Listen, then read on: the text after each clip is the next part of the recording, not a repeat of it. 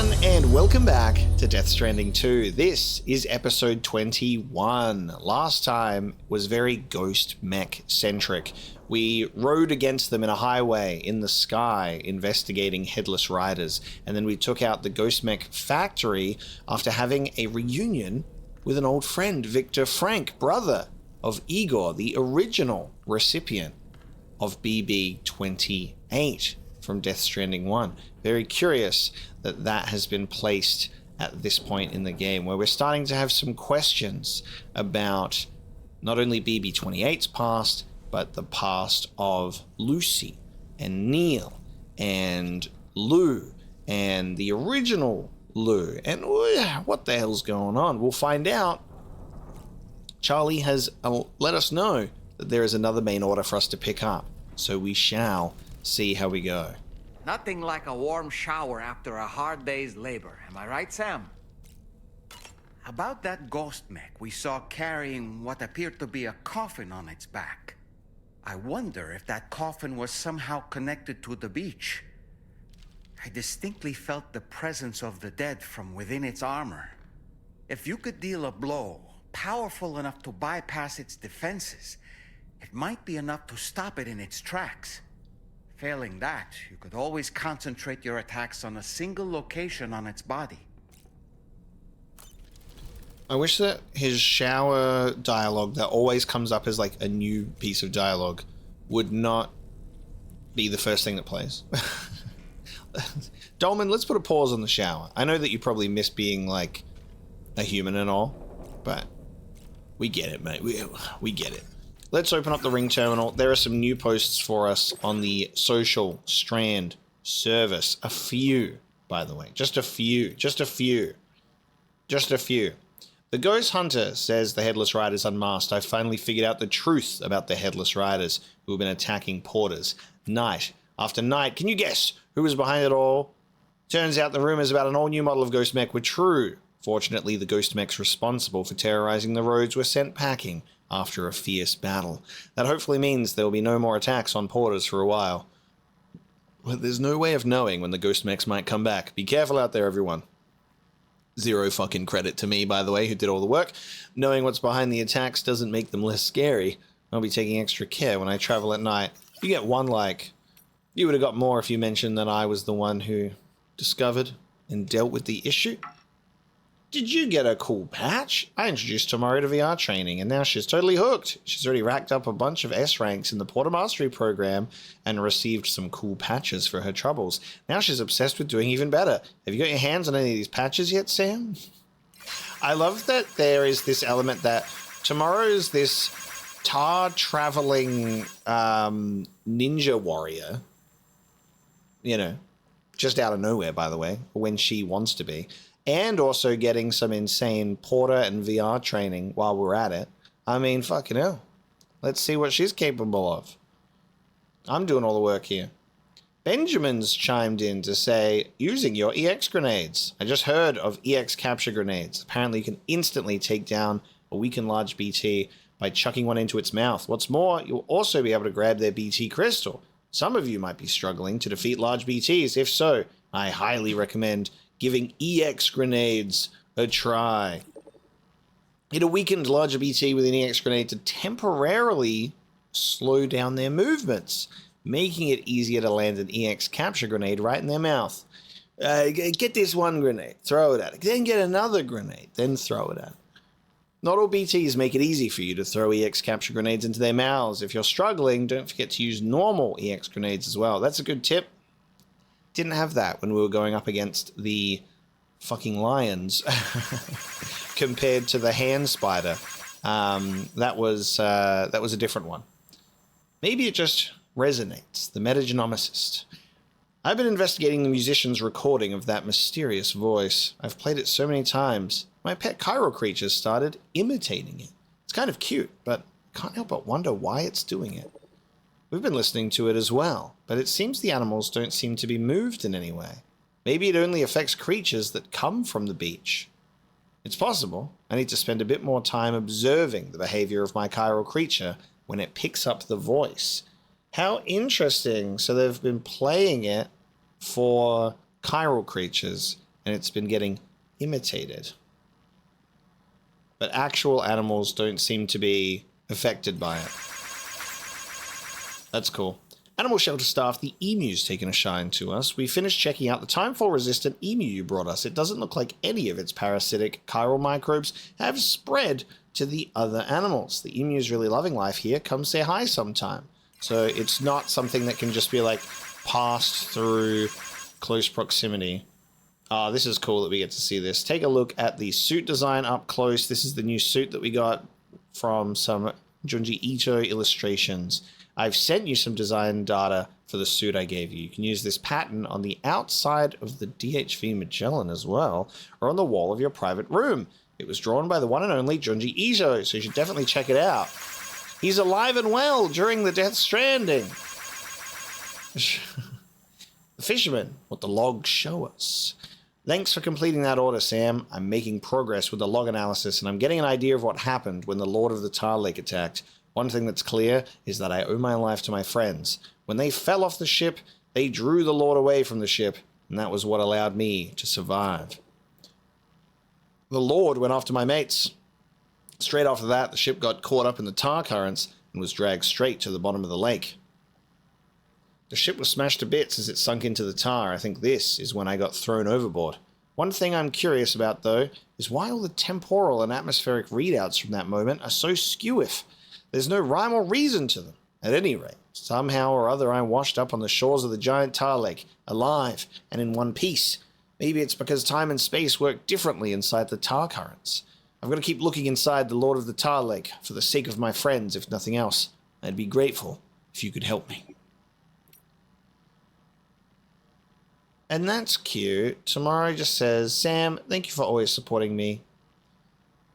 Through all of those interactions that we've had on screen together, from when I awkwardly sung after you guys had finished singing, and when I did some quizzes and you were there, and when I watched you destroy some apples. We've had so many good conversations.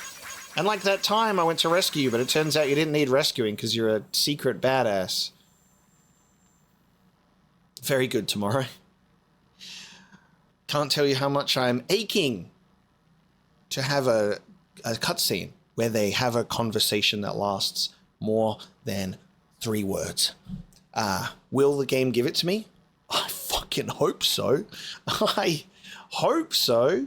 Oh my god. Please? Please? Anytime now. APAS is now providing VR training on facing Ghost Mechs. Tomorrow gave it a try. It took them all out in the blink of an eye. I don't think anyone's going to be beating her score. Very good. Alright, that's the Triple S reading for today. Going to the surface. Let's pick up a new order and see what's next on our agenda. Oh, hey there, Sam. Really glad you could make it. Now, your next main order is ready and waiting, but I should mention there are some special considerations. For one, the cargo container will start leaking toxic gas if it's damaged. This run is going to involve a hard trek up some snowy mountains, too. So make sure you're well and truly prepared before heading out. Now, the adventurer you're delivering to travels the continent to try and solve the mysteries of the Death Stranding. You gotta respect a man putting in that much work. The cargo you'll be taking him is related to his latest investigations, or so I hear. I'd appreciate it if you helped out, not just with this order, but any future ones as well. Don't let us down, Sam. Gotcha, Victor. Alright. Cross treacherous snowy peaks to deliver a meteorite to the adventurer. It's not terrible. I could go up and down. That'll be fine. This cargo has been designated hazardous. The container encasing the cargo may release noxious gases if damaged significantly. Haven't had a VOG warning for a while now. Not since the first game. Be sure to repair any damaged containers using container repair spray. I will load it onto our carrier. There's one of them's mine, and one of them, they're the blue one. Okay, I can see the circle. That's mine. We'll load it on the carrier, and let's bring one of these along. Probably a good idea. And in regards to climbing the place, maybe we should bring some absolute boosts for terrain traversal. I'll keep the battle skeleton, and that should be fine. So I'm going to make these the absolute boots are going on to the boot clip, and oh, I can pack 2 pairs of boots on the boot clip. I thought I could only pack 1 pair of boots on the boot clip. Nice, because I got my sneaking boots there if I need a change. Not bad. Alright, cool, cool, cool. We'll place container repair spray in the backpack, and away we go. Order accepted. Thank you. But yeah, it might just be better just to drive the car. It's always better to drive the car, isn't it? But there you go. I will always support you. Go up a hill, go down a hill. Might be a little bit hard with the off-roader. Do you have a moment, Sam? I was wondering if you'd noticed Hartman doing anything strange lately. Sending odd mails, sleepwalking. You know I'm not the kind of person who enjoys spying on her colleagues. But when I finally decided to check the surveillance cameras, there he was, wandering around at night. If you see anything out of the ordinary, don't hesitate to contact me. Interesting. So we're receiving like sleepwalking Hartman emails. Now, that's very interesting. Is it tied to his new equipment? Is it like a new symptom of his 21-minute thing when he's passed out? Something that he's doing elsewhere? He's like subconsciously helping, and he's not able to remember it when he wakes up. That's such an interesting little change with his character now, that there's like some suspicion to Hartman, but he's helping us. But it's like, what's going on there? To what end? I'm really interested. The only reason I'm going to end up taking the off-roader is because it's pouring down with timefall. Some people have already opted for the zipline traversal. I wonder if they've built ziplines all the way up or not. I mean, eventually it goes into a dead zone. Yeah, it goes into a dead zone real quick. That is yet to be hooked up to the network. But I can already see that people have been putting in the work on the zip line ahead of time.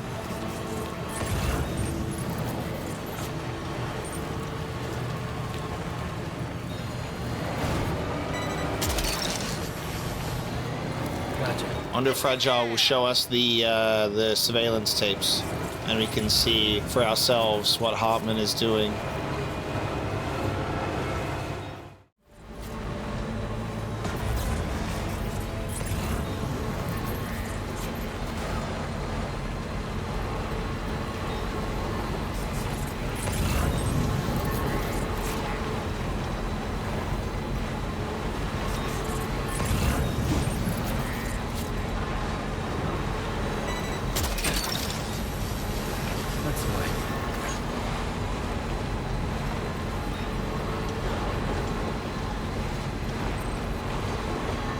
We got a little city down there.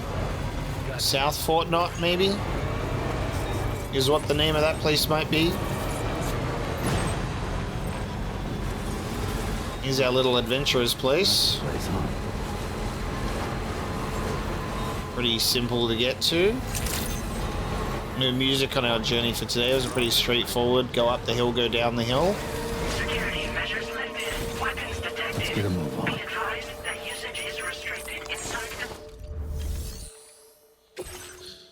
Who is our adventurer?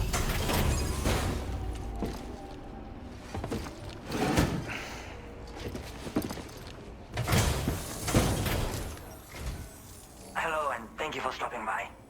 You've brought something for my father, right? Sorry, I'm afraid he's not here at the moment. Can't say I know what value this cargo has, but I can assess its condition in his absence. The adventurer's son. This is in perfect condition. The old man will be singing your praises.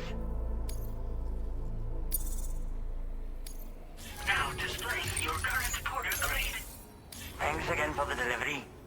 You came to connect us to the chiral network too, am I right? Sorry, but I'm not allowed to make that decision by myself. And right now, there's no telling when my father's going to get back. He was coming home from a long trip up north and got as far as the snowy mountains nearby, but then we lost contact. I was actually hoping someone could search for him and posted a main order. I'm certain he's still alive, and since no one else has taken on the order as of yet, I hope you'll at least consider it. Sounds like we've got an emergency on our hands. You can accept the order by accessing this delivery terminal, Sam. Okay, nice. It doesn't make an acknowledgement for the Dowser's friend, but I was wondering if that is the adventurer, because it mentioned him being up north and lost contact, and we obviously had to, like, rescue him. So, maybe. Oh, no, it is him. There he is.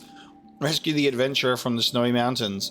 So we're rescuing him a second time now. The adventurer was not in his shelter. According to his son, he went missing and could be in a great deal of danger. So let's go and grab him. We've been given a ladder, climbing anchor, and a blood bag has been provided to us. I guess we'll just try and walk this slope. I'll grab those things. I don't really need the blood bag though. So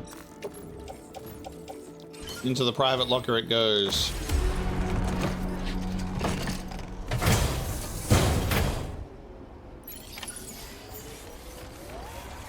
Alright, the snow affects things like timefall does, doesn't it? I can't really park it. There's no... Should I build a timefall shelter here? And I actually might, with my level 1 PCC, build a timefall shelter to protect from the snow. Oh, I'm not connected to the network yet. Alright, hopefully my ride will be just fine in the snow. The adventurer could not give his consent from a distance, so I think what we'll do is we will change to the absolute boots.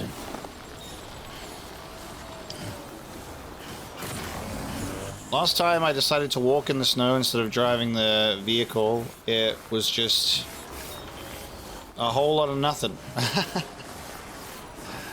It was an avalanche thing at one point.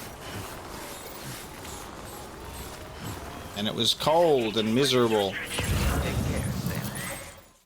So the adventurer was in this area when he last made contact with his son. See any sign of him, Sam? We'll try and give him a little ping, and we'll see. Should have brought a second skeleton with me. Maybe the bulker one. Okay, just a bit further now.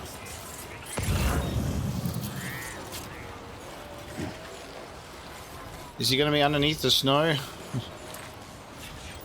It's in this area.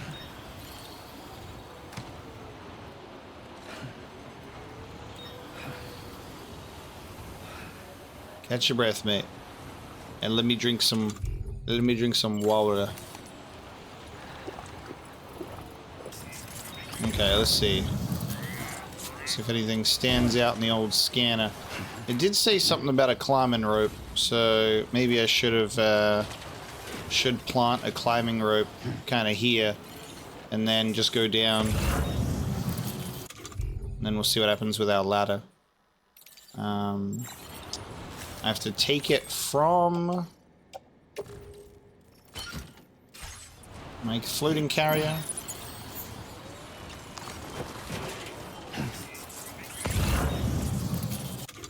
And I'll plant it right here.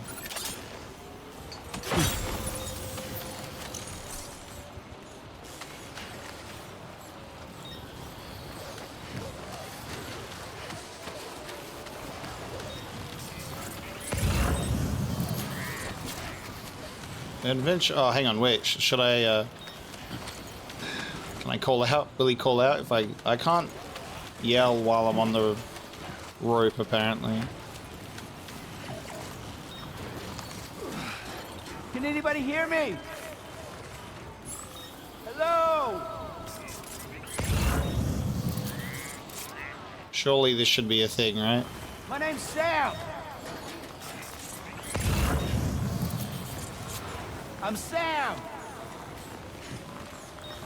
Hey! Me like, oh, there he is. Can see him glowing. Hey! Well, here's me doing a climbing rope to nowhere. Anybody out there? He could respond. This is maximum immersion being ruined. Come on. Hey! My pants. Anybody out there? What do we have here, Sam? My name's Sam. Probably passed out. Hello? Passed the fuck out. What a relief. He's still breathing. You can put him in a protective bag and carry him home. No, he looks familiar somehow. Didn't we save this man once before? Indeed. Right then. Let's hurry and take him to his shelter.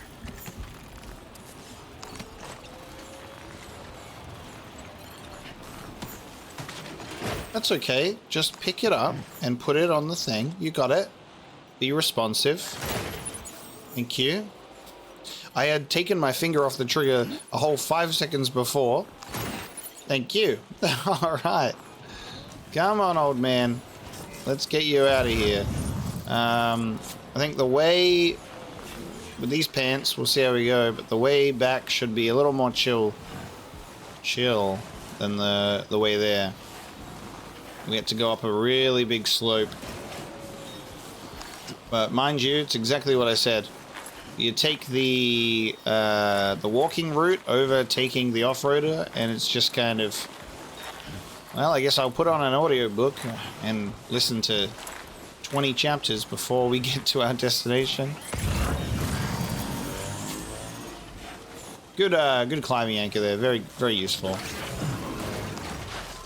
I don't know what I would have been able to do without it.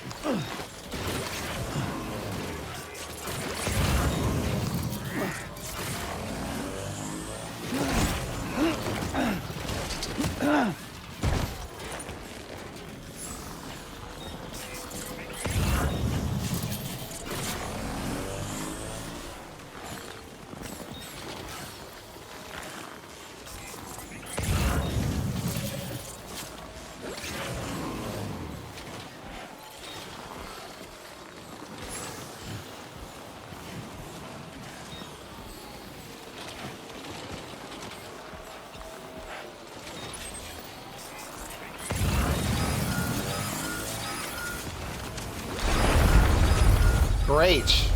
We're about to get gate-quaked while I'm walking down. Oh, okay. Yeah, okay, okay. I'm afraid you dropped some cargo, Sam. Fuck you. That's so rude. What the fuck?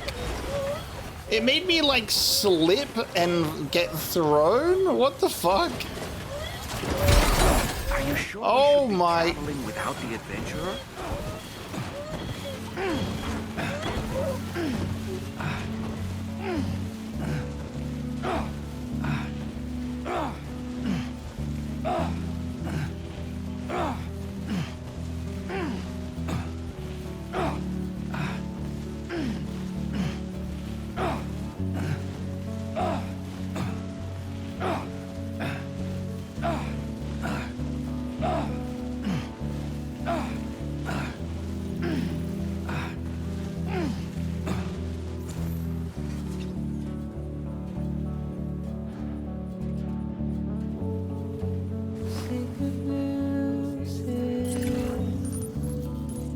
I got nothing to say about it.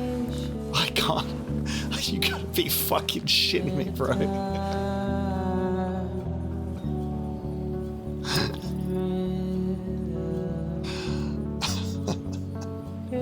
And my pickup off-roader is almost ruined. Oh my god. I think the adventurer might be dead. My off-roader is about to melt due to timefall snow. I've just been thrown down a fucking mountain. And the song name is Patience. Patience as you try and make your way down that slope. I said it will be easier on the way back. And I ate those words really, really hard.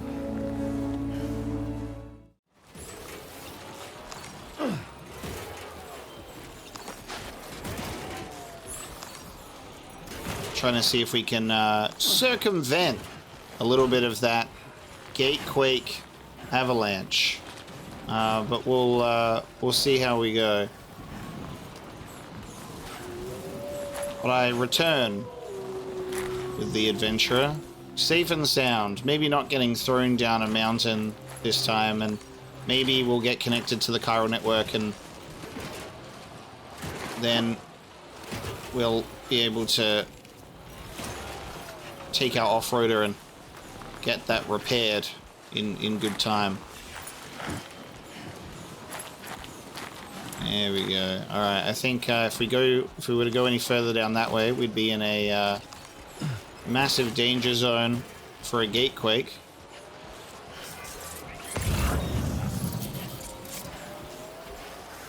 I almost feel like we needed. God damn. I have to like really hold the brakes on this guy. I feel like the climbing anchor that I wasted would have been really in handy about now. I would have put this to climb down. Maybe. Just maybe. Okay, so 600 meters this way. Now here's the Gatequake. Alright, stand still, everyone. Relax. Don't get caught in an avalanche now. Fuck. Because that'd be kind of crazy if that happened. It's late at night, and there's a 5-scale Gatequake, and we're ascending. We've finished ascending. We are now trying to descend this mountain in the dark with the adventure on our back.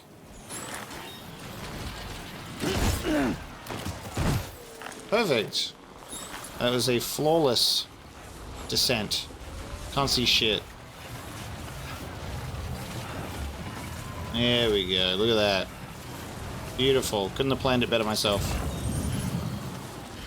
Now, as long as there's not a second Gatequake to knock me off my feet, I think we'll be okay.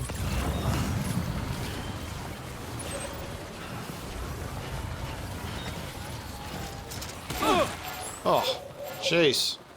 That was a gap and a half? What the hell? Alright, Lou, let's relax. You're not even real. Patience.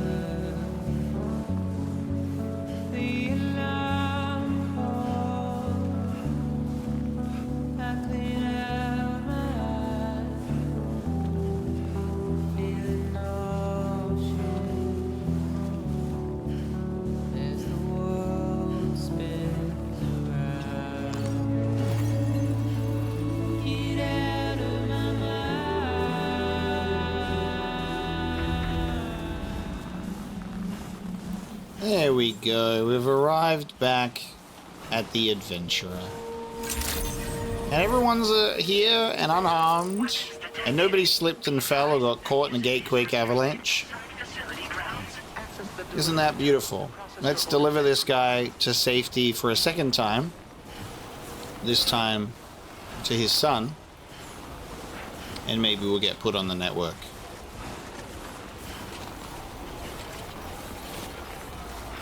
What a night.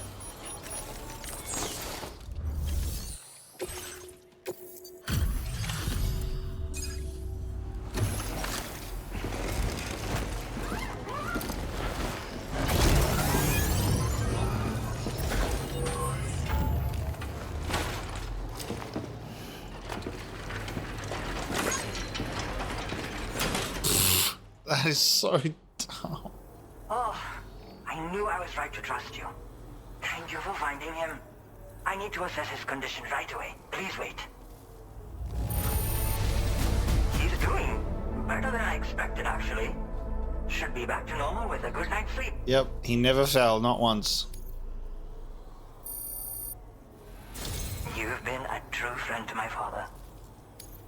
My father said it's okay, so you can go ahead and connect us to the chiral network. Let's get us in there then. Both of them together.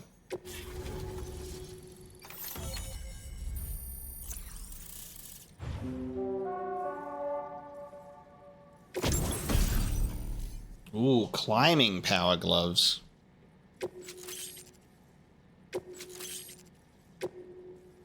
Now displaying your current porter grade.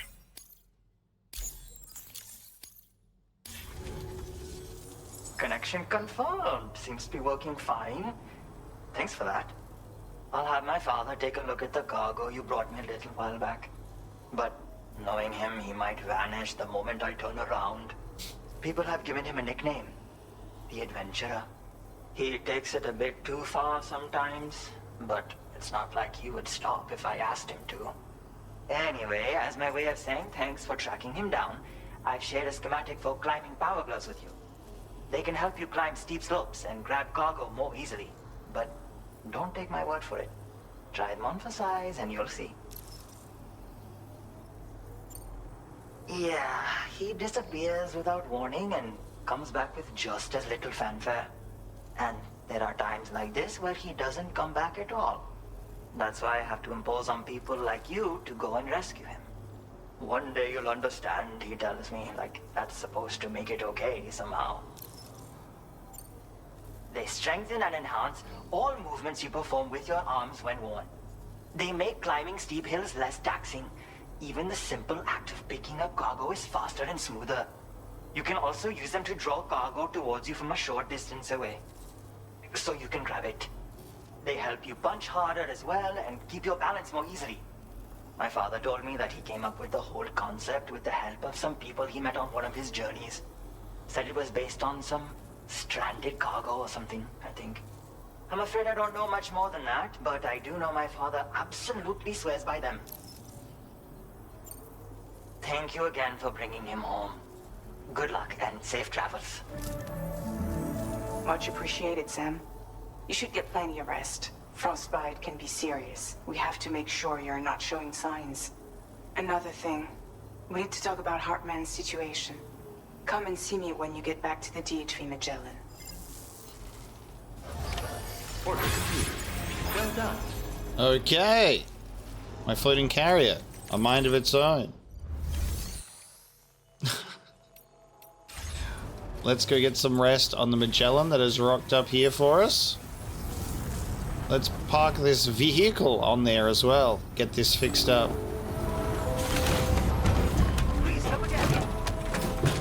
Should we have just taken a drive? Maybe. I still think it may have been a little bit difficult if we tried.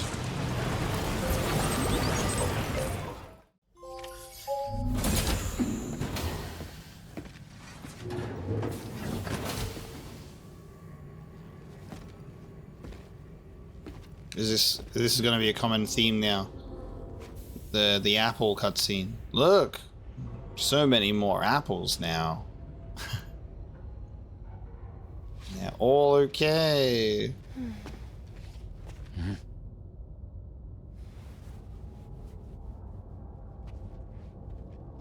Or are they?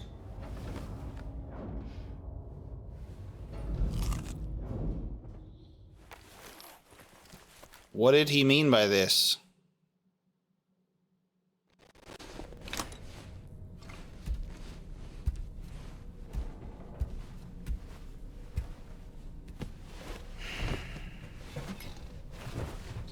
Oh, you see my fingers? Holy fuck. I have frostbite to hell and back. My little tootsies and my fingers burned right off. Fragile, I have frostbite like you said. You said it was dangerous. Hopefully a shower can fix that. Are we about to witness Hartman sleepwalking?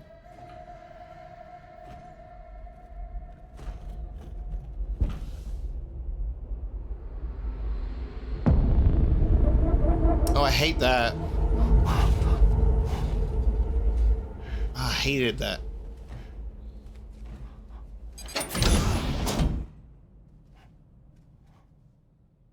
He went the other way. Oh. Sorry. Why? Why? We having a nightmare. Surely. Is this another nightmare? This is what happens when you get frostbite.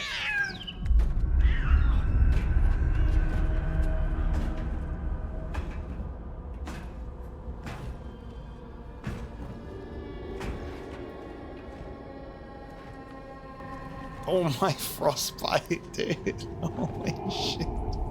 Those are falling off in the morning.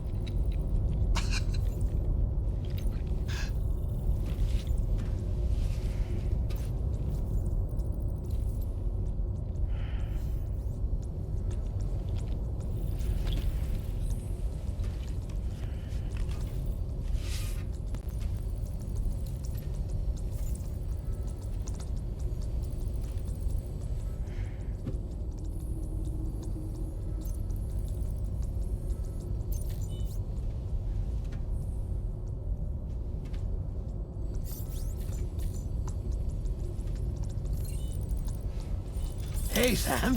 Long time no see.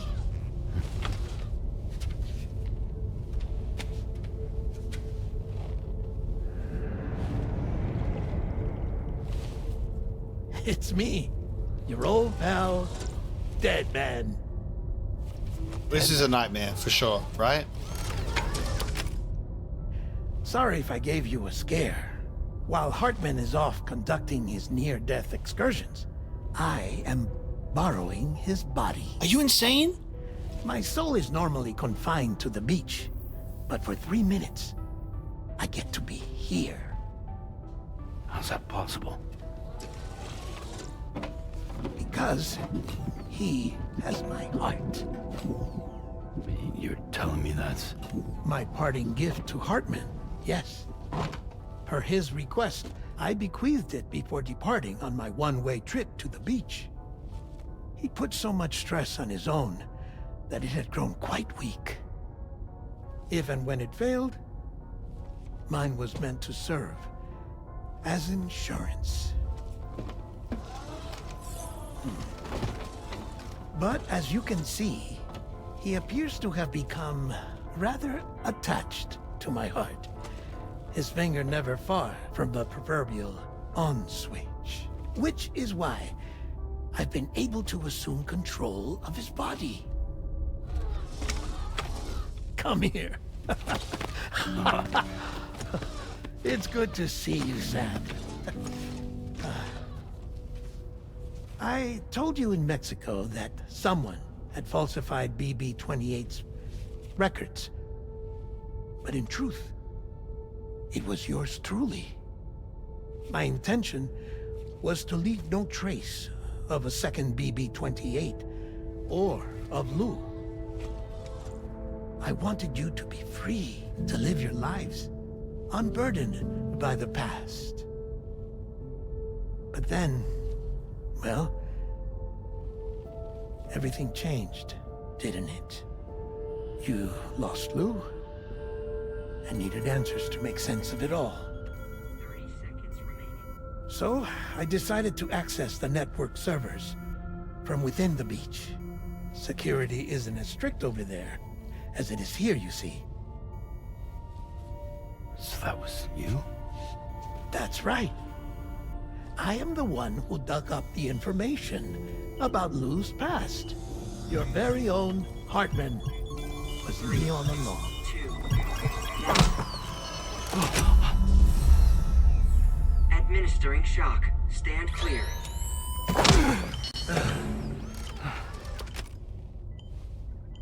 Sam?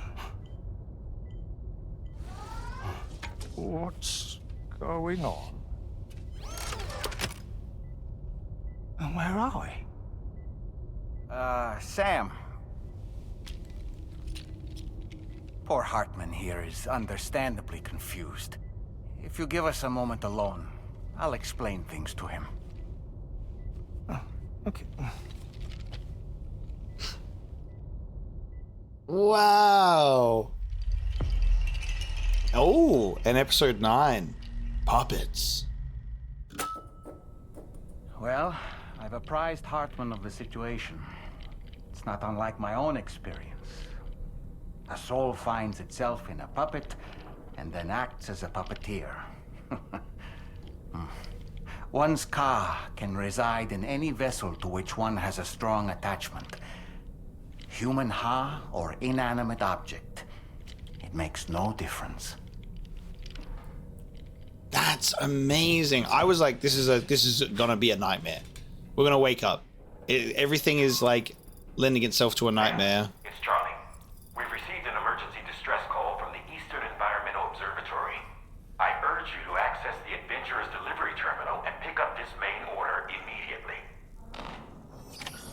Wow. Okay. That is fantastic. I was like, I'm convinced this is going to be a nightmare. It's like, it's all happening in a way where it just feels super weird. Even Dolman just randomly going, he's just a silly guy. That's fucking fantastic. So we actually managed to get more Dead Man. And that's cool, because I was thinking, how is he, is he sleepwalking and then he's using his time on the beach to like subconsciously help us, like sending the information? Close. Dead Man, through a strong attachment, can come through for 3 minutes. And that was him giving us some more info. So I'm sure we'll get a little bit more info about stuff in regards to the not as secure servers. That was such a nice little encounter, being able to like hug it out with Dead Man, his acknowledgement of Lou's passing and him helping us. That was really fascinating. The awkwardness of Hartman being like, where the fuck am I?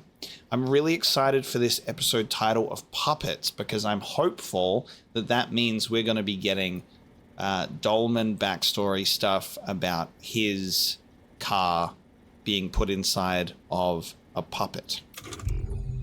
First and foremost, though, let me shower.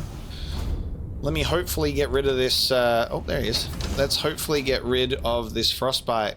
If you can get rid of my sunburn through a shower, I'm sure that the frostbite will have the same thing. Yes, perfect. My frostbite and sunburn collectively has cleaned up. It goes without saying, but I was not born into this world with this doll as my Ha. Would you like to hear how I came to be in this condition? Mm-hmm. My darling wife was working as a nurse in an isolation ward. A luckless place which one day found itself in the path of a tar tsunami, a freak occurrence triggered by an ill-timed gatequake. Not a single person survived. No patients, no doctors, no wife. We just have to be careful. Oh, come on. His name isn't Dolman now. What's it? Give us his actual name in the subtitles. Access to the site had been restricted, but we weren't about to let that stop us. It was my daughter's idea. She was desperate to see her mother again. Be careful. Take off your hood. Okay, hold my hand.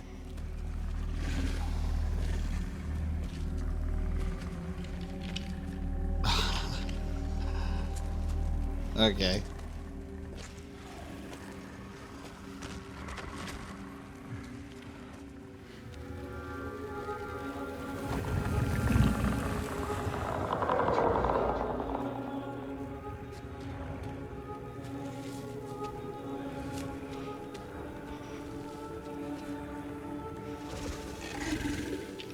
Mommy?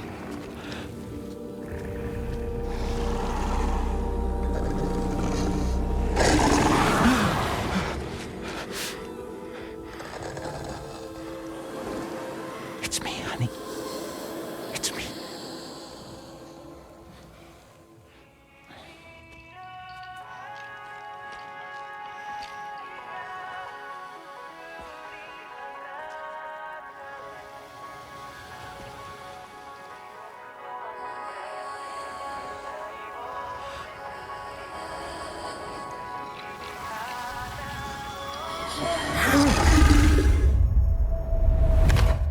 In the end, it wasn't even her daughter that she remembered.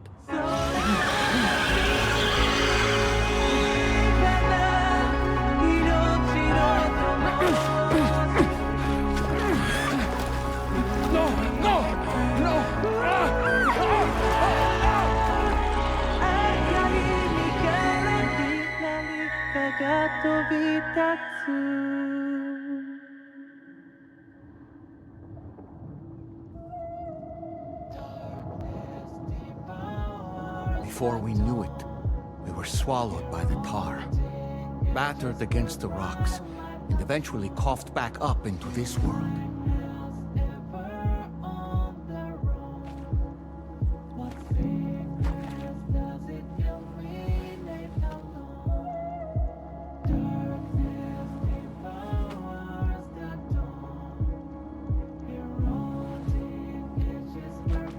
Oh, Wait! Don't go! Down here, please! yo. That's how he came to be.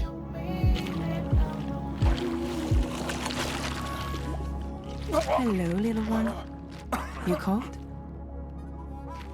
Let me guess. The car of that poor girl over there? Oh, my daughter's car is long gone. I'm afraid it's just me now.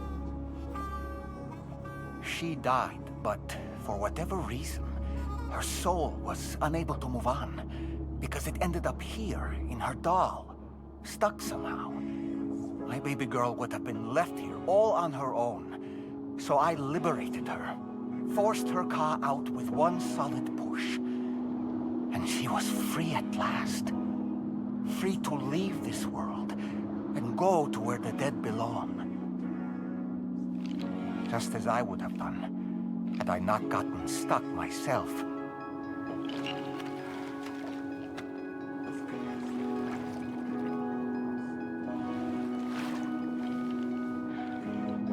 I see. That's quite a story.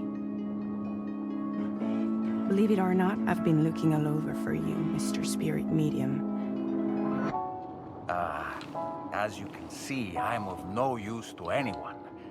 I can't go anywhere. I'll be stuck here for the rest of eternity, and that's that. Want to come work for me instead? Yoha's no good to you now. Huh. It didn't last long out of the tar. Poor old thing turned into a bog body in no time at all.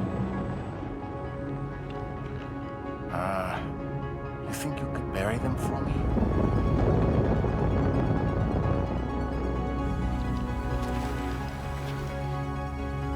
They call me fragile. What do they call you? The Talon Man, maybe? No. Dolman suits you better.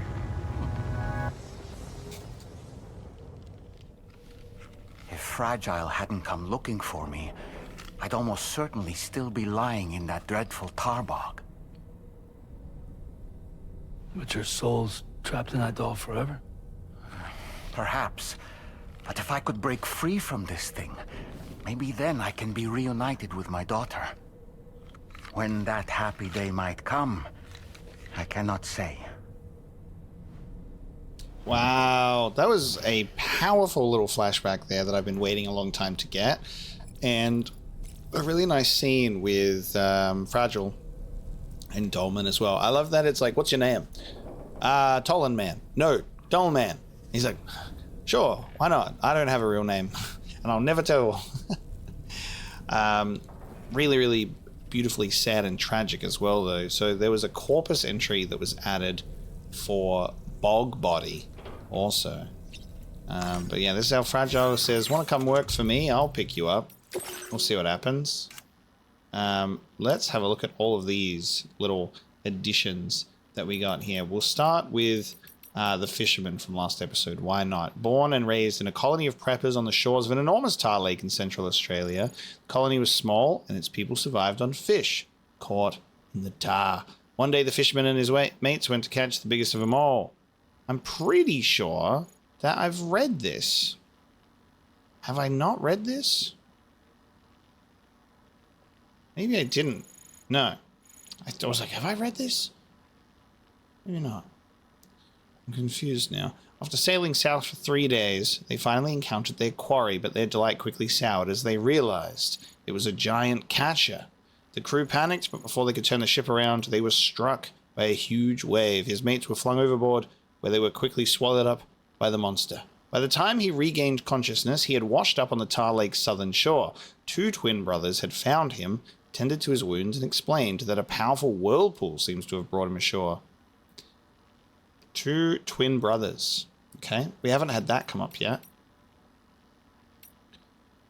The Ghost Mech Coffin. These mechs are equipped with giant machine guns capable of unleashing devastating suppressive fire. Coffins they carry on their backs are usually filled with tar, which they can spill on the ground to summon BTs. Their coffins can also be fitted with various additional armaments, including a blade and a launcher that fires electrified projectiles. The adventurer is described as follows by his son. My father is an explorer in body and soul. He lives for danger, the thrill of discovery, and won't let anything get in his way. Not BTs, brigands, or armed survivalists. Not earthquakes, floods, or tar eruptions. But you already know this. You've met him. He was the man you rescued from the armed survivalists after he was captured, trying to recover the Dowser's tar magnetite. I asked him once why he insisted on taking such risks. All he said was, "Surely you understand by now." Not long afterwards, he was off again. The first of the big 5 extinction events to hit Earth took place at the end of the Ordovician period, around 440 million years ago. Prior to the Death Stranding, it was thought that this extinction event was caused by a meteorite. An asteroid impact structure measuring 520 kilometers across was found buried underground in southeastern Australia, believed to be the largest in the world and significantly bigger than the 300-kilometer wide Vredefort impact structure in South Africa that previously held the record. After the Death Stranding, however, new theories claimed these craters were not caused by falling objects from space at all. After Lakeside Fort Knott was destroyed in a void out, a fragment of meteorite believed to belong to the Australian impact structure was excavated. It was found to emit chiral radiation, suggesting it originated on the beach, and that the Big 5 extinction events may have been caused by creatures from the beach becoming stranded in this world. The meteorite fragment emits VOG when stimulated and must be handled with great care. The adventurer is of the opinion that the meteorite discovered in the ruins is connected to the mass extinction event that occurred at the end of this period. He also believes it originated on the beach. One such meteorite was found on the northwest coast, close to where Cape Fort Knott stood before it was submerged, and is believed to have caused the mass extinction that occurred at the end of the Permian period, about 250 million years ago. Tests have confirmed that it too emits chiral radiation. Some theories claim that these meteorites are in fact chiral cinders, of the type that have been igniting bushfires all over Australia. So that little meteor shower, a chiral cinder instead. Interesting. The update for Hartman. He seems different since UCA was established. Has something changed? Has someone lit a fire in his heart? Which is about the hydrologist. There is a simple explanation for the mysterious emails that Hartman doesn't remember sending and his new habit of sleepwalking. Hartman wasn't writing them at all. Deadman was. Aware that his own heart was failing, Hartman asked Deadman to lend him his own heart before going to the beach. He obliged, and Hartman hooked up the heart to his AED, ready to use as a backup. Once they were physically connected, Deadman discovered his heart acted as a medium through which he could possess Hartman's body while it was in a state of cardiac arrest. On the beach, Deadman used the chiral network to extract data that would be impossible to come by in this world, intermittently possessing Hartman's body to share his findings with Sam under Hartman's name. With Sam's safety in mind, Deadman also altered the official records of BB-28 to make it appear as though Lou never existed. Curious. Bog bodies are corpses that have been naturally preserved in peat bogs where an unusual combination of chemical conditions has protected their soft tissue, skin, and internal organs from decay.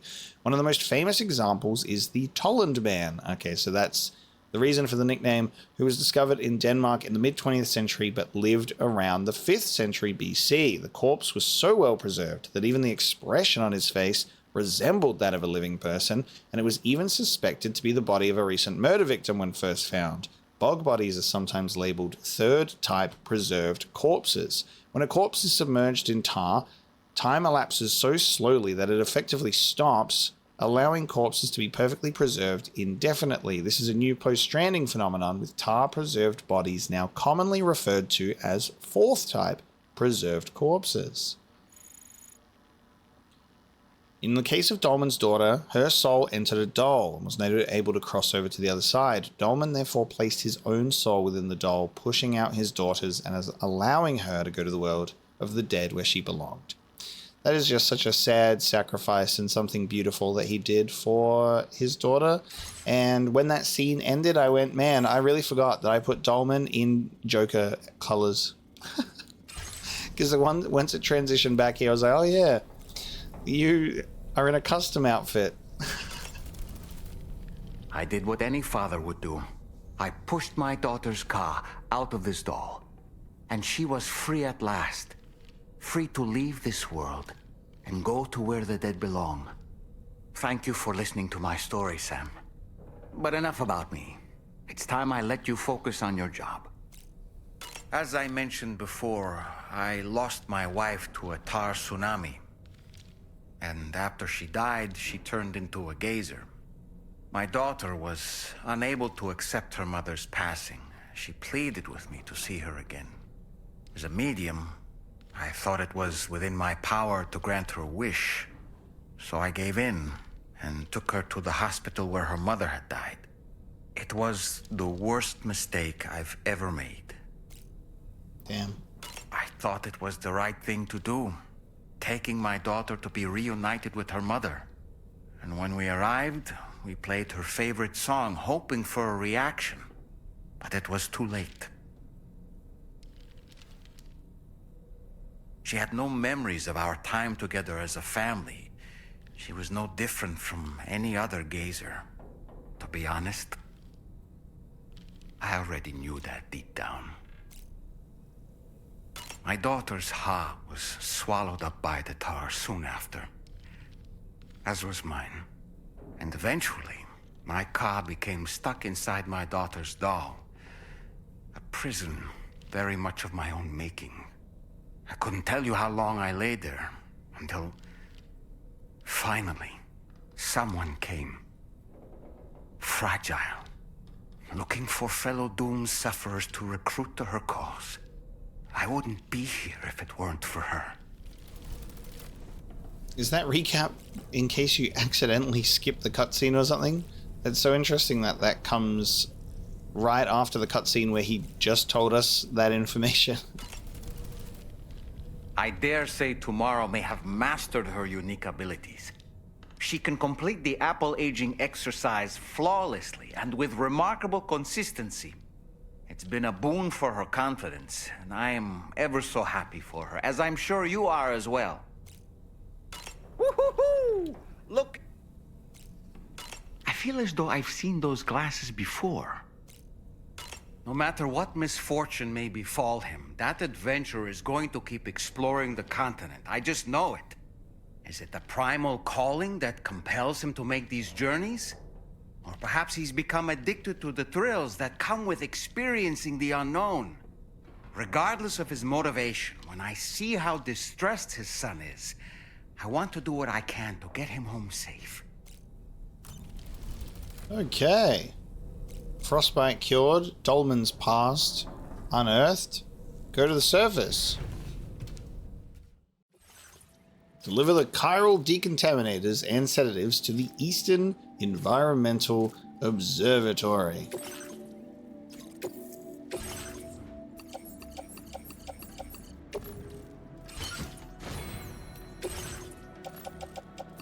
So it's going to be a lot of snowy traversal for us, I see.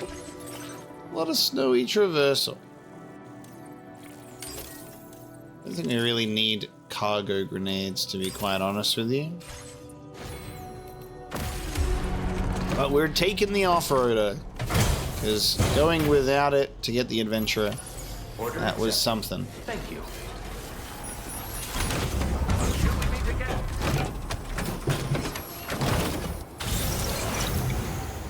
Okay. 1,500 meters away. Let's take a drive.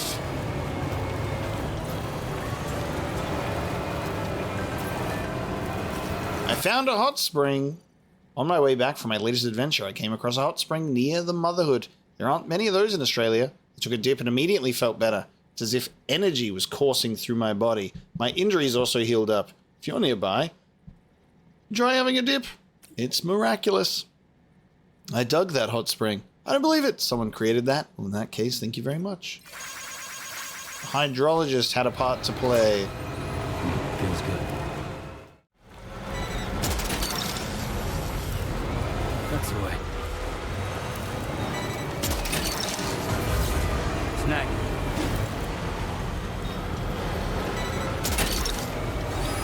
Gotcha.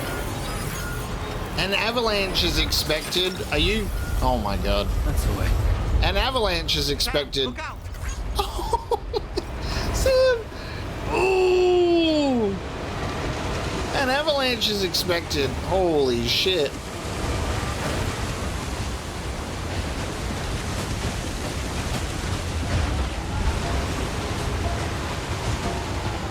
Oh, damn.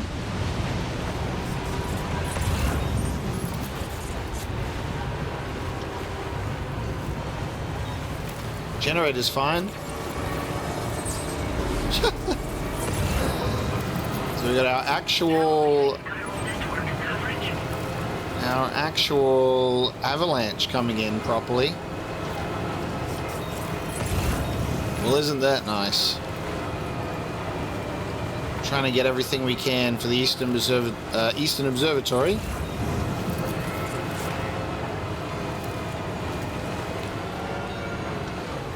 Little nest, honey of Rani. Gotcha.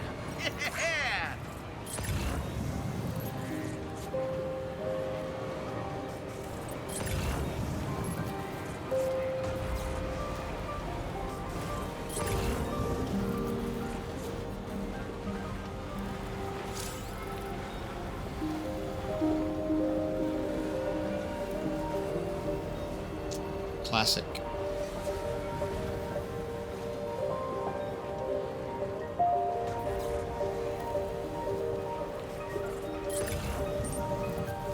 I decide to live alone there with my little forest home.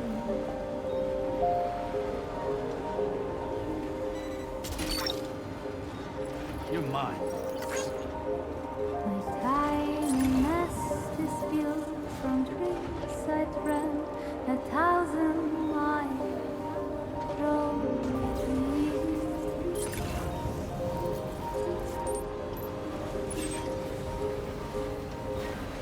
I decide to trust the wind and lay my head down between the trees.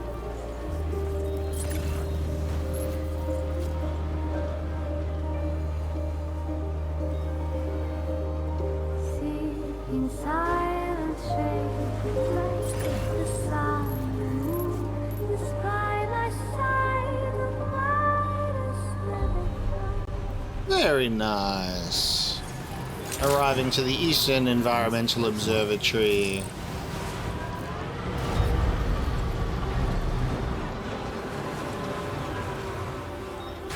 Let me grab that birthday card real quick.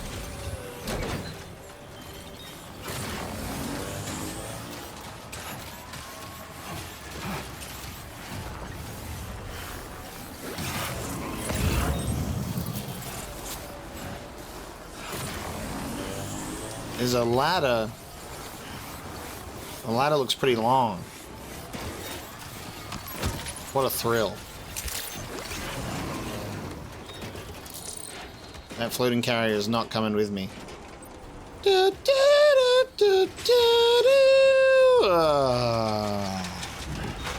floating carrier said no. Da, da, da, da, da. What a thrill. Can't play Metal Gear Solid Delta until I've finished my Death Stranding 2.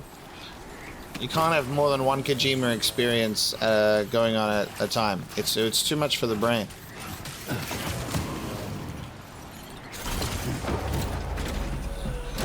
We'll just dream about it for now.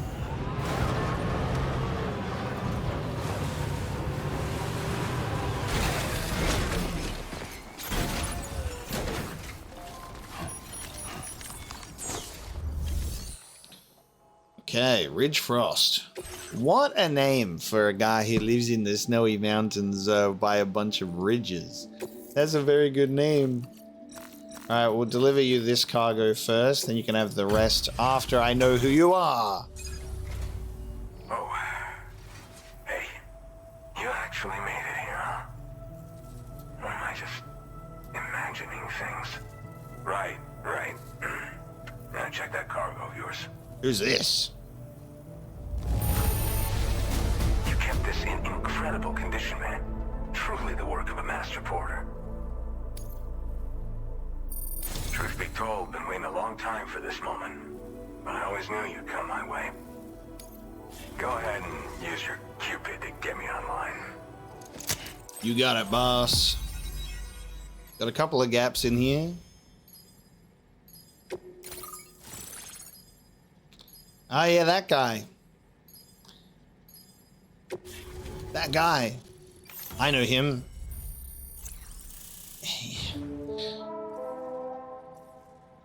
I don't know who he is. Oxygen mask. Cool. Connected to the hood with sufficient battery, the mask will provide a steady supply of oxygen, reducing the rate at which stamina is drained and allowing you to breathe normally in areas of low oxygen or VOG. The mask's face guard will automatically disengage if you run out of battery.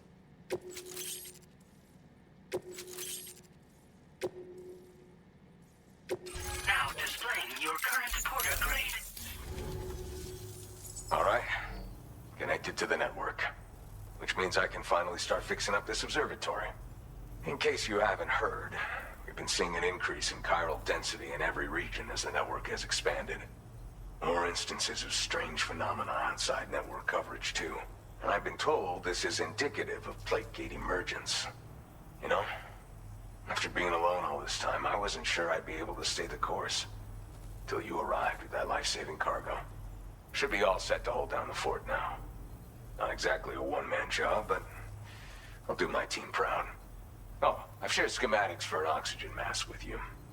I'll help you stay active in areas where the air's thin. Personally, I'd recommend you wear one at all times when you're in my neck of the woods. You know, at high altitudes, on mountains, like this one, for example. And if you climb above the cloud layer, you've got even less oxygen to breathe. Saps your energy even if you're not doing anything strenuous. Over time, you'll cover less distance and be at increased risk of slipping and falling. It's a good idea to wear your oxygen mask to help you stay strong and sharp. Tar current fluctuations and whatnot. Mostly in the eastern part of the continent and elevated regions. Going forward, I'll also be paying very close attention to signs of plate gate emergence. Unfortunately, the chiral cloud layer has been gradually descending ever since I got here. Everyone was suffering from exposure, and I'm the only one who stuck around. You're the first friendly face that I've seen in a minute. Mother Nature won't show you any mercy around these parts. The biting cold and steep slopes will slow you down, or stop your progress altogether. Now would be a good time to make sure that you're fully prepared for the journey ahead. By the way, the aeronautical engineer who lives northwest of here just posted a sub-order for you. Seems something at the Ghost Mech factory's got him all hot and bothered. Help him out and he might hook you up with some useful gear. In any case, I hope you'll come visit me here again sometime. I understand it's a lot to ask folks to make the trip on a regular basis. But that's why I'm hoping I can offer you stuff that'll be of use in hazardous conditions like these. Keep on keeping on, man. And thanks again for all your help. This is the President, Sam. Chiral network coverage has just passed the 75% milestone here in Australia. The next leg of your journey will take you to the southern part of the continent.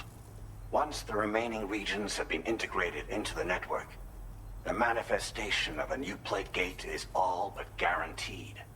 Marshal your strength to overcome the final hurdles and make this continent whole again. We're all counting on you. Sam, Rainey's not doing so great. It might be more of a mental than a physical issue, but I'm honestly not sure.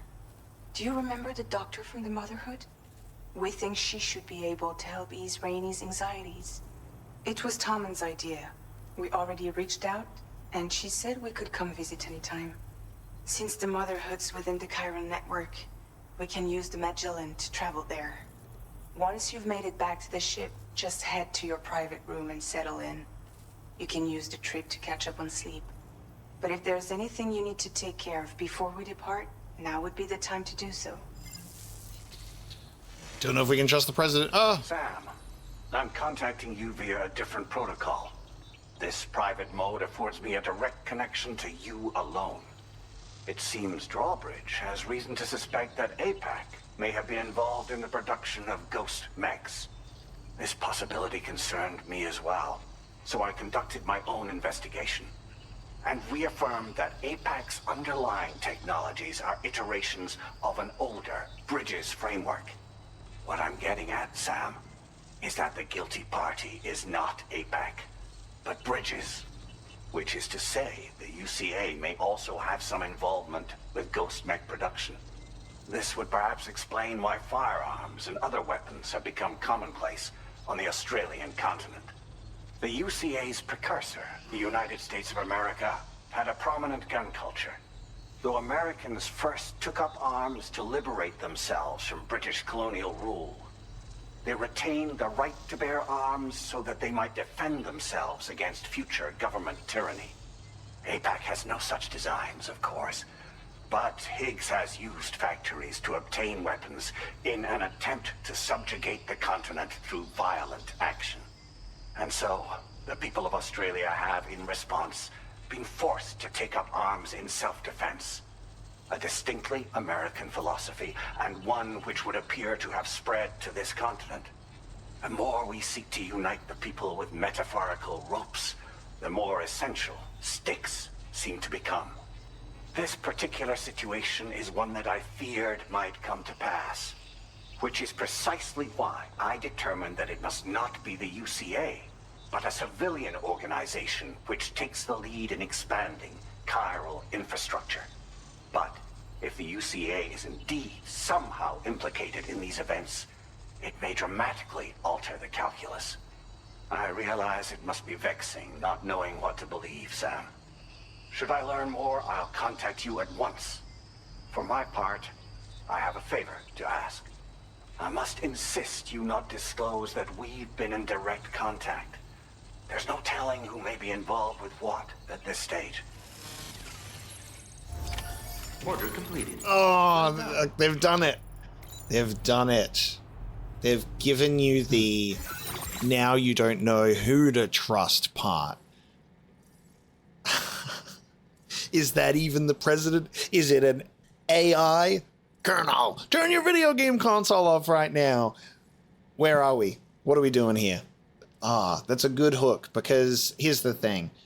Kojima could throw any sort of curveball at me with how he wants to play it at this point. It could be the president, evil guy, trying to cover his tracks, implicated with Higgs and APAC. He could be giving it to me straight. And it could be more because we already know that bridges are shady as fuck. We already know that.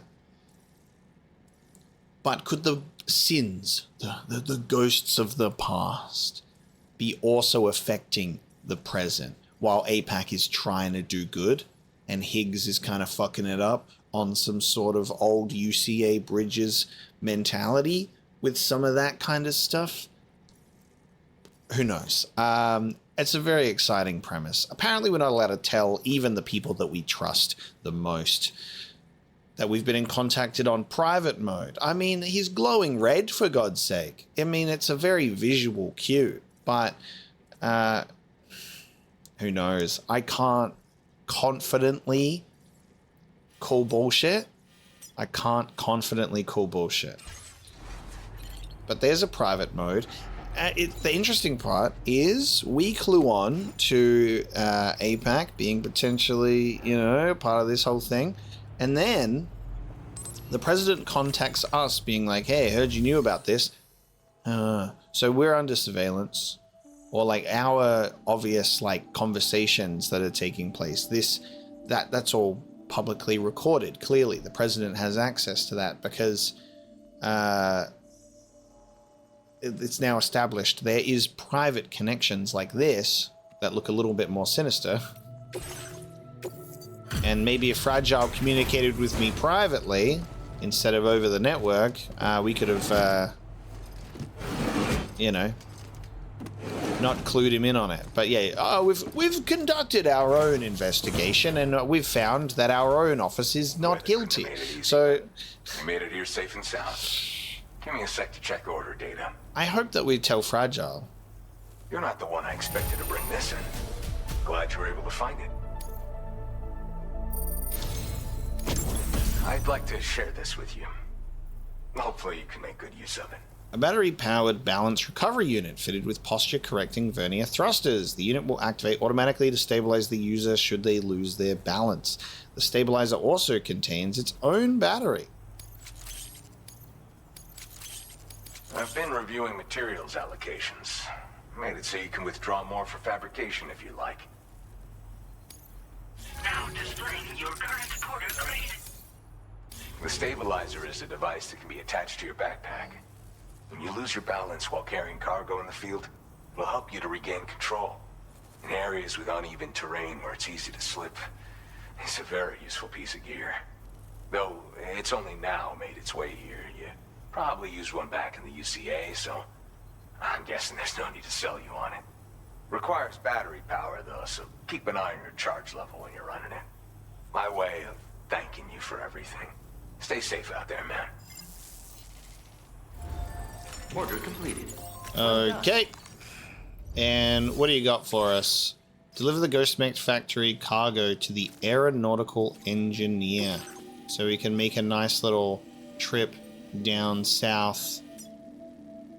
So we got to recover the cargo and then come back up here for the aeronautical engineer. You're killing me. Let's do it. Will there be ghost mechs there? Maybe. We've got enough to deal with it. God damn, dude. Alright, we are going on an adventure. Down here from the Eastern Observatory, the Magellan is sitting here. And we're going to not be taking the vehicle with us because we're going to set up our own zip line. Someone's been kind enough to set this one up for us already. And I'm going to zip up to one that I prepared earlier. This is mine. The off-roader and our cargo has been placed aboard the Magellan safely. And we've got a nice little spot, doink, right here. Now, we got to get this cargo, and it's a while away. Unfortunately, there are other zip lines that we will need to create in order to get us over here nicely. I can see there's one there. Isn't that nice? But there's none all the way over here, so we're going to try and build them. I can't remember the distance. What was it, 500 meters? Regardless, I've got a few PCCs in the backpack, so we'll hopefully be able to make enough for the journey.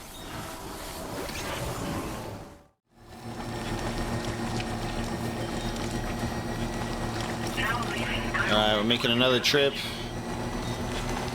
We're close by. And then I have built myself a zipline network that will take me back. It took a lot of work to get the zipline from A to B, but we got it. And of course, we're in a BT zone.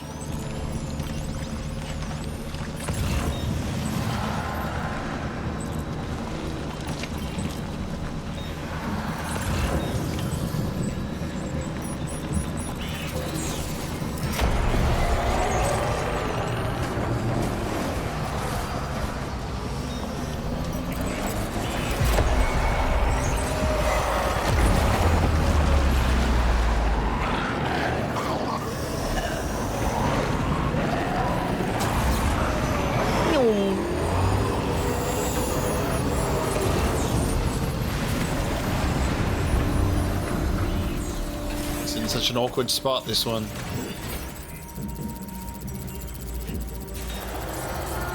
All right, we got it.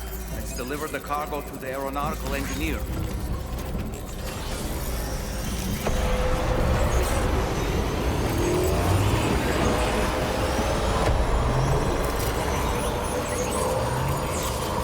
See you later, BTs.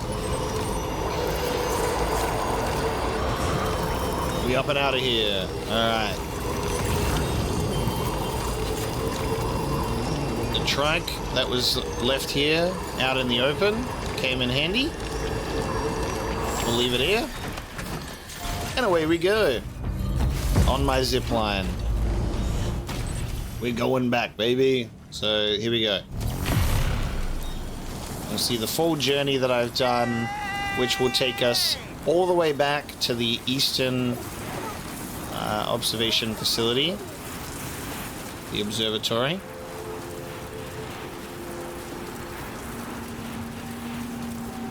Feels good to have my shit working like this, so there you go. This was one left here earlier. And I've been able to plant a few of my own.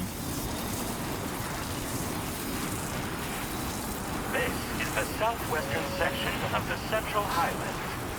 Many mountains here are coated in a mixture of wow. snow, and timefall snowstorms can often become terrible blizzards. When the weather is good, however, you can use a floating carrier to slide down the longer, more gentle slopes. Many find this to be a pleasant and rewarding experience. Thank you, APAS announcer.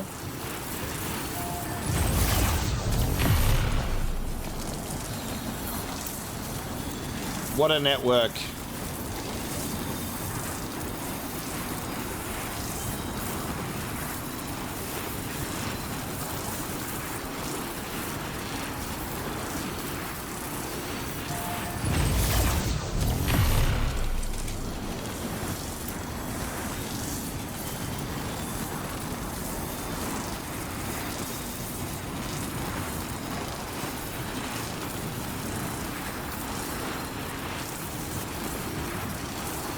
Two more to go.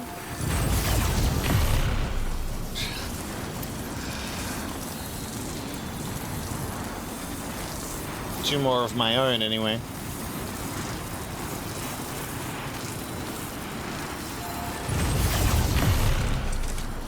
Very nice. And there you go. That's my full zip line. Now, of course, we need to get to a different person. We have to get to the, we have to get over here to the aeronautical engineer. So, oh, look at that. Right on the edge. Where is that? That's crazy. There, someone has, all right, so up there is a zip line. That is right on the edge. We're a bit too far away. So I'm gonna have to get there myself. So I'm gonna have to go and get a PCC. So I'll take that from the Magellan, and then we'll have to put a zip line in between this that goes up there.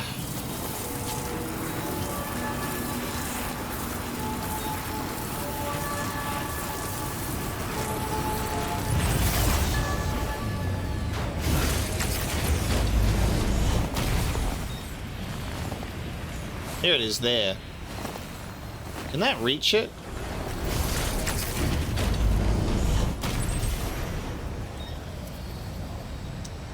No.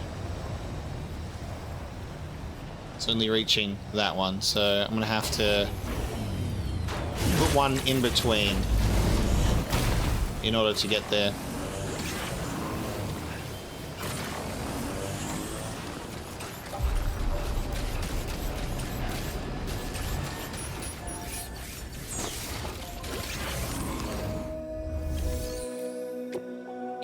Give me two, just so I can have a spare one.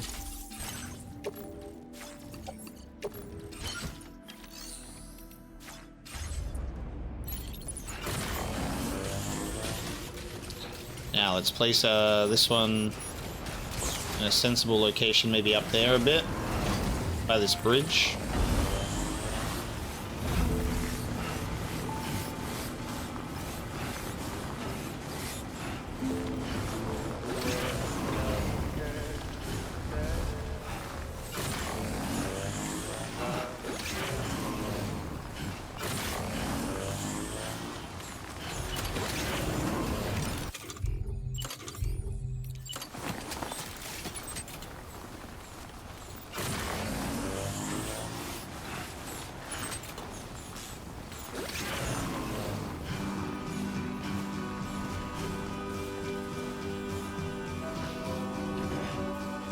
Tell the Truth by Grim Grim popping up here on the way to the aeronautical engineer.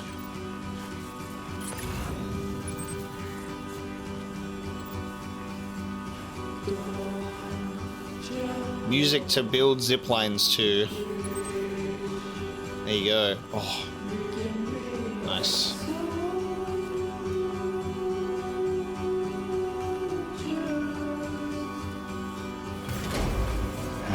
Right.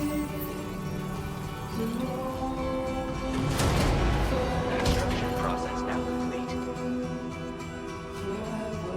Bivouac? Excuse me?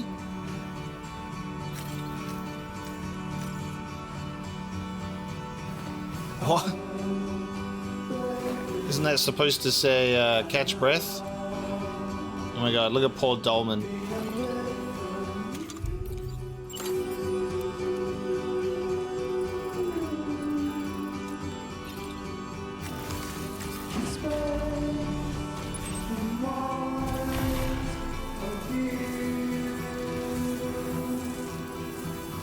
This person's getting a lot of likes on their zipline, I'll tell you.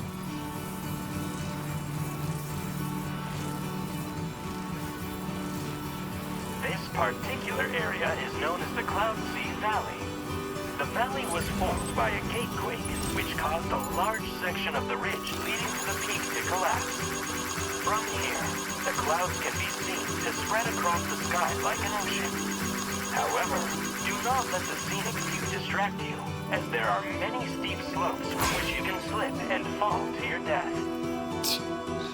Alright, well let's try and not slip and fall to our death.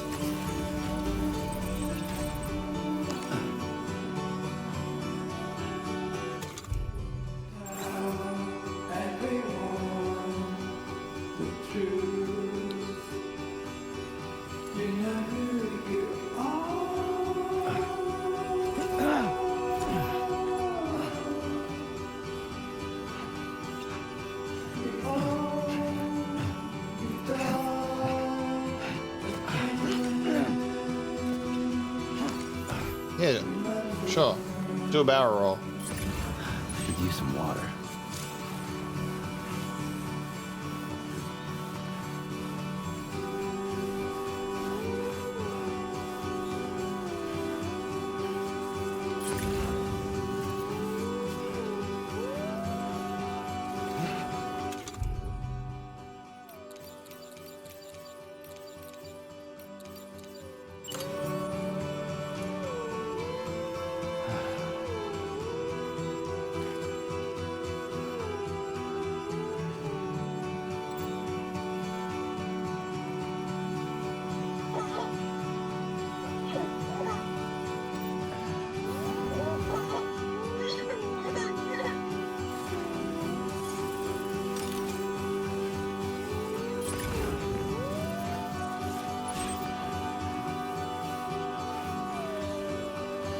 He's underneath me.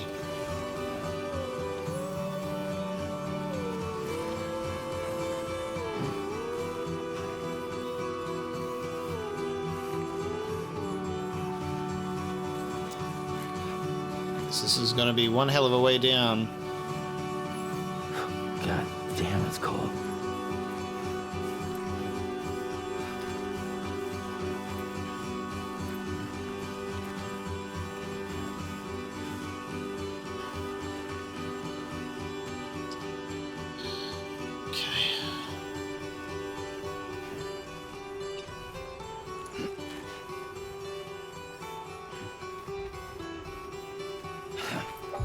Fuck.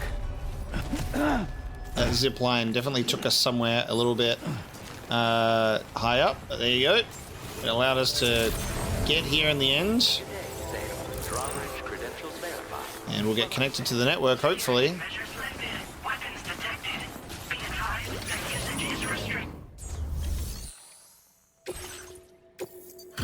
Ghost mech cargo.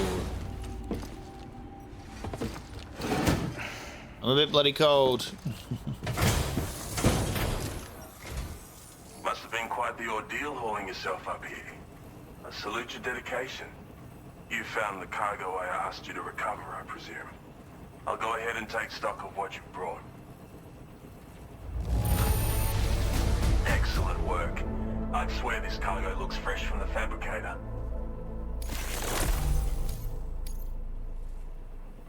Your assistance has ensured that I have what I need to carry out my research. I hope I can rely on your help again. Go ahead and link me up with your Cupid. If If the network's as amazing as everyone says it is, then I want in. Very nice. That middle segment filled in. Don't know who you are, sir. You're an aeronautical engineer. I trust you. Very nice. Floating sentry gun.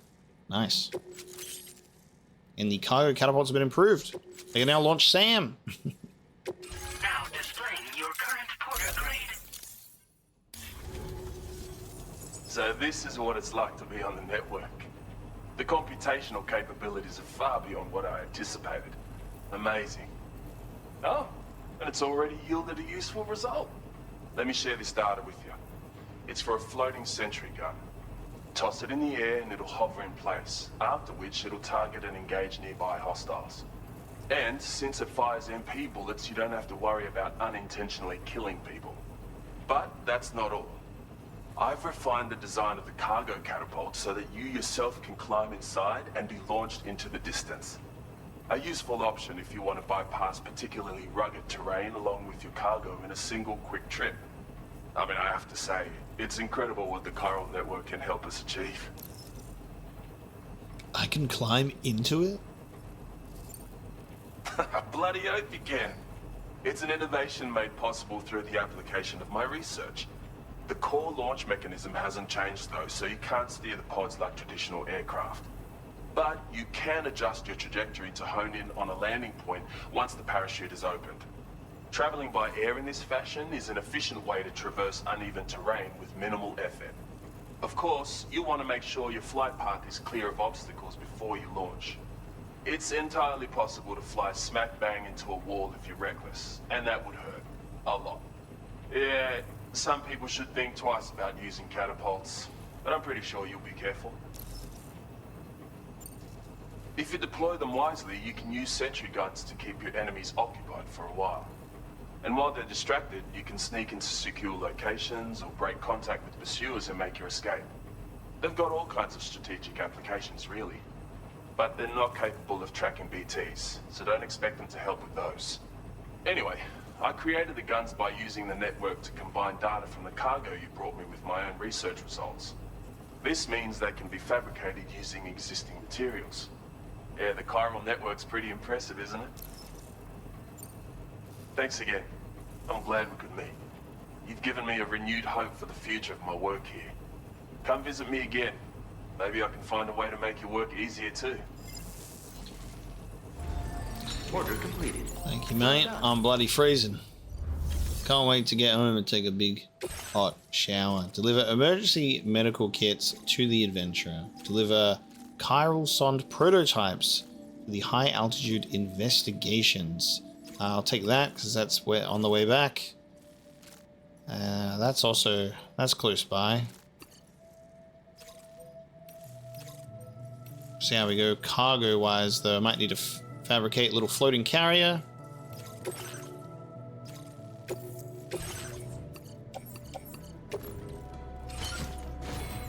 Let me get a floating carrier, please.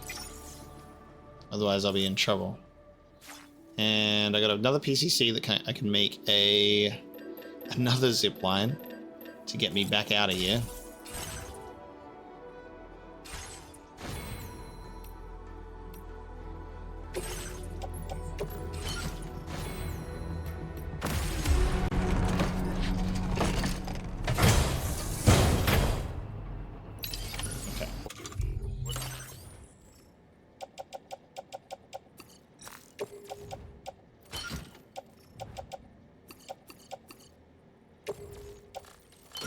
You're accepted.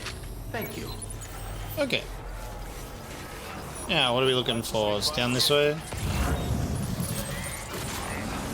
Oh god, of course it's not going to be that easy. What am I doing? I've got to ascend here.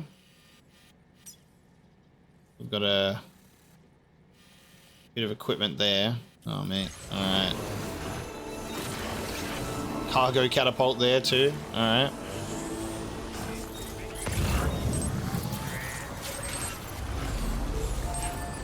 launch myself into the cargo catapult, naturally.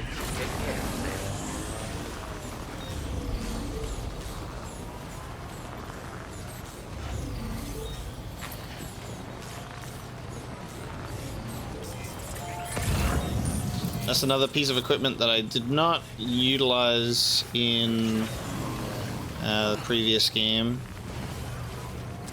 Ooh, okay. Someone has put a zipline at the base. So I'm going to try and get up here first. And place my zipline. And see if that hopefully connects to the other one so it can get us out of here.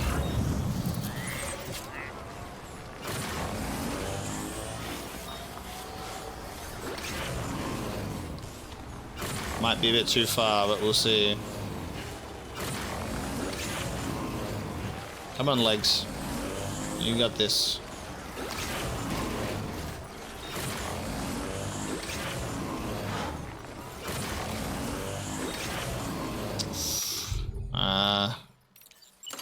Might not work.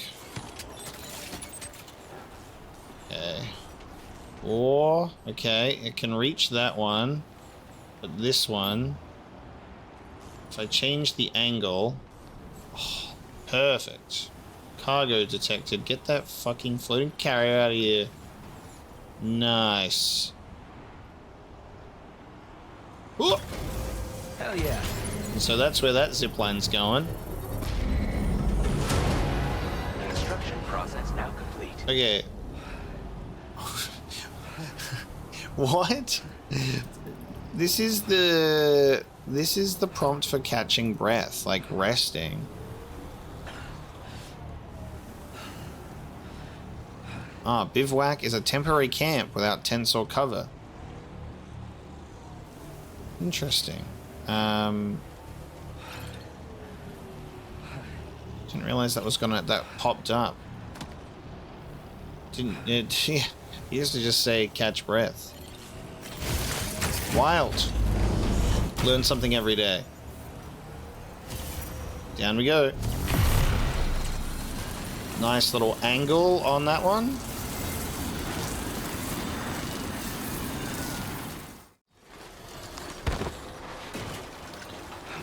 I finally managed to navigate the snow to get all of these pieces. Will I be able to get this little unmanned piece of cargo as well while I'm at it? Climbing up here, make our way back to him.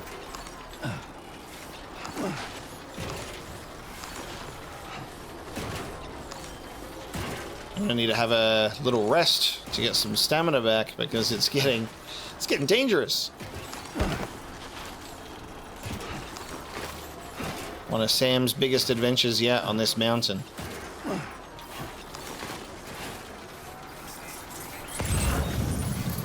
I'll take it.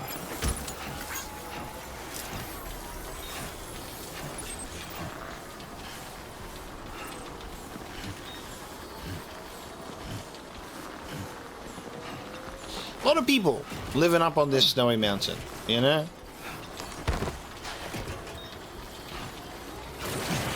They're like, yeah, let's make Australia just giant fucking Mount Everest.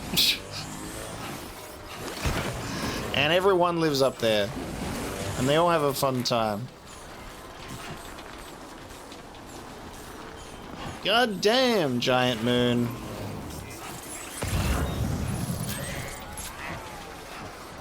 Someone's put a ladder to just go really high up. I'm gonna need a way down, another way up through a ladder, but fuck it.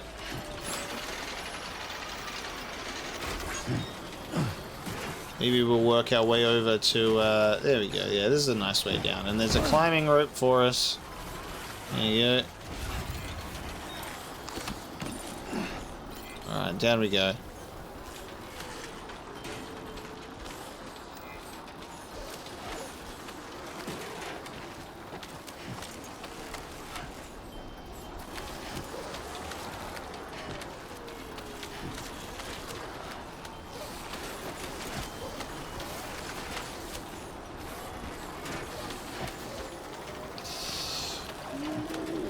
That's close.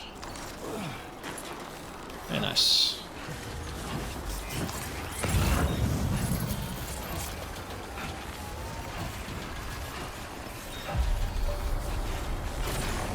So return all this, and then we'll head back up to our zip line. We can go to the Eastern Observatory, and then we can rest. Weapons detected. Be advised that usage is restricted inside facility grounds.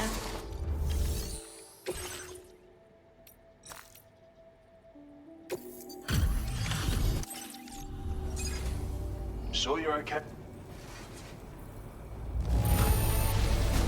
You brought all of this here without any help? That's an impressive accomplishment.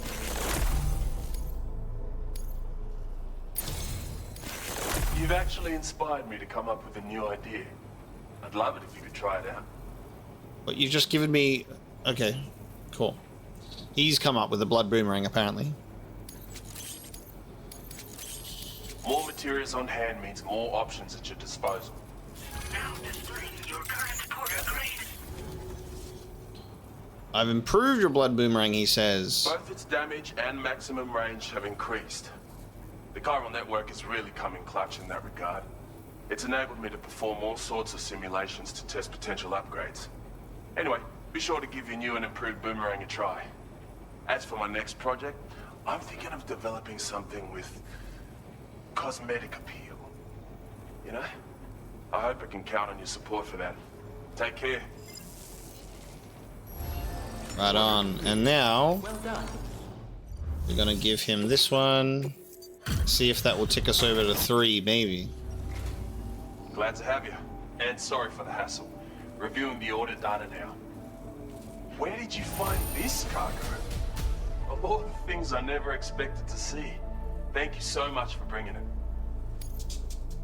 Unmanned reconnaissance, and it did get us to 3. Very Thanks nice. so much for continuing to help me. It's only right I do the same for you. More materials on hand means more options at your disposal. Now displaying your current porter grade.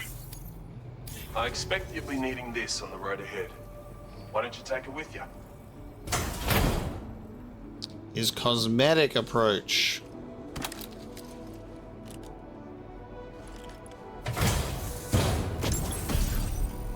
Goggles. Fitted with special lenses that block direct and reflected sunlight. These are goggles designed for mountaineers. With all the time you've been spending up here, I figured you could use them. Sunburns from direct or reflected light are a real danger, so wear them for extra protection. But more importantly, perhaps, I just think they'll look good on you. Trust me, they'll bring out your inner beauty. So go ahead and try them on as soon as you can. My next plans are for improvements to jump ramps, by the way. If that interests you, please continue to help me out. All right? Till next time, Sam. This guy's smart. He tells you what he's going to give you next to motivate you to level him up instead of it being a mystery. Okay. I'm not going to do that one at this point, though. I am going to just sit here for a little bit, and we're going to catch breath. Time for a rest. You've been working pretty hard. Alright, we've delivered the cargo to the Eastern Observatory. I think Sam has earned himself a rest. Let's go to the private room. He's bloody cold. He's freezing. Too much zip lining for one day. Look at that. Let's go and have a look at the frostbite on our tips again. Not that tip. Yep, fucking hell. I've been dipping me fingers in tar, mate. And me toes. That shower's gonna feel so good in the morning and not before I go to bed. We're gonna wake up on the way to the motherhood, I guess.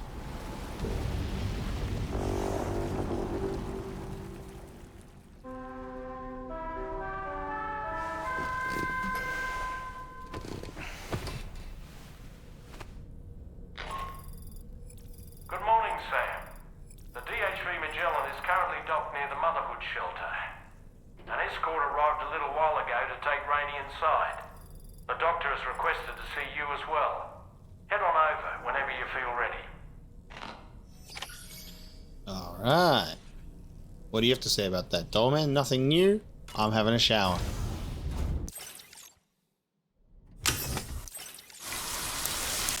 Gotta skip 3 cutscenes to have a shower. There we go. We're nice and clean. And Dollman says, wow, new dialogue. This doesn't have an exclamation mark. He's broken. He doesn't want to say, well done on the shower, Sam. That's fine. I'll leave.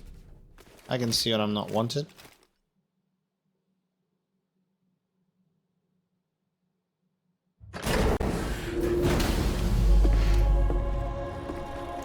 Alright, we're outside of the Motherhood, and we're going to check in and see what's going on with Rainey, and the Doctor wants to have a check-in with us as well, so we shall find out what happens next time. I will bring this episode of Death Stranding 2 to a close today with some mountainous adventures, and what adventures they were. Very cold, very arduous. Sam's still suffering from those effects of frostbite. But I'm curious to see how this encounter with Rainey is going to go. No doubt, I reckon it'll be about Baby, and we'll find out. But thanks so much for joining me today. I hope you enjoyed this episode of Death Stranding 2, and I will see you next time.